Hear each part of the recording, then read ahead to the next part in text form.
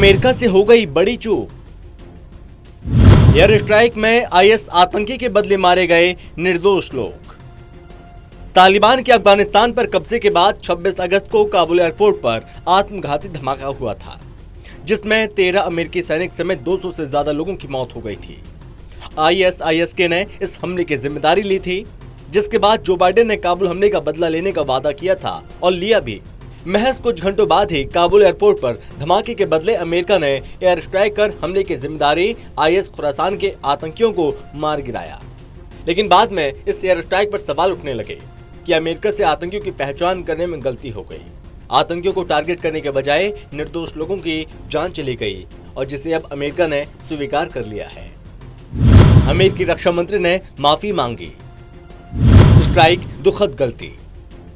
अब अमेरिका ने अफगानिस्तान की राजधानी काबुल में 29 अगस्त को किए गए ड्रोन हमले को भयंकर गलती मानते हुए माफी मांगी, और अमेरिका ने पहली बार यह भी कहा इस हमले में 10 अफगानी नागरिकों की जान गई थी, इनमें 7 बच्चे शामिल थे। अमेरिकी सेना की सेंट्रल कमांड के प्रमुख जनरल केनेथ मैकेंजी ने कहा कि काबुल में ड्रोन स्ट्राइक आईएसआईएस के संदिग्ध ऑपरेशन को निशाना बनाकर की गई थी, क्योंकि अमेरिका की खुफिया एजेंसी के पास इस बात की पुख्ता जानकारी थी कि आईएसआईएस काबुल एयरपोर्ट पर हमला करने की फिराक में था।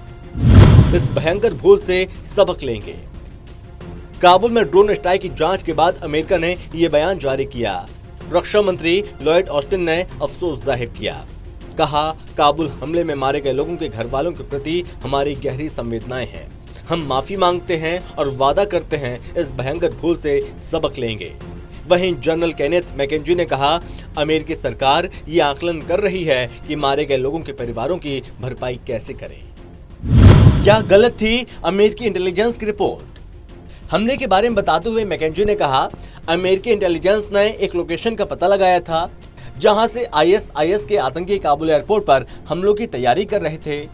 इंटेलिजेंस एजेंसी ने सेना से कहा था एक सफेद रंग की टोयोटा कोरोला पर नजर रखें, जिसे आईएसआईएस के इस्तेमाल कर रहा था। जिसके बाद अमेरिकी सेना ने उस संदिग्ध टोयोटा कार को 8 घंटे तक ट्रैक किया और इसके मूवमेंट को देखते हुए तय किए गए इलाके में इसे निशाना बनाया था।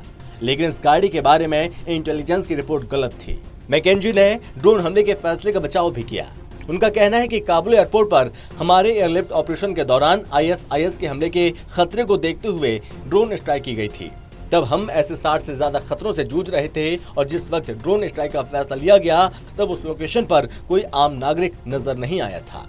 अमेरिका ने इस हमले और उसकी घातक परिणाम की पूरी जिम्मेदारी ली और कहा, भविष्य में ऐसी स्ट्राइक करने से पहले और ज्यादा सटीकता बरती जाएगी। इस बयान के बाद अब जो बाइडेन प्रशासन के लिए और मुश्किलें खड़ी हो सकती हैं, जो पहले से ही अफगानिस्तान में हालात को खराब तरह से संभालने के लिए आलोचना झेल रहा है।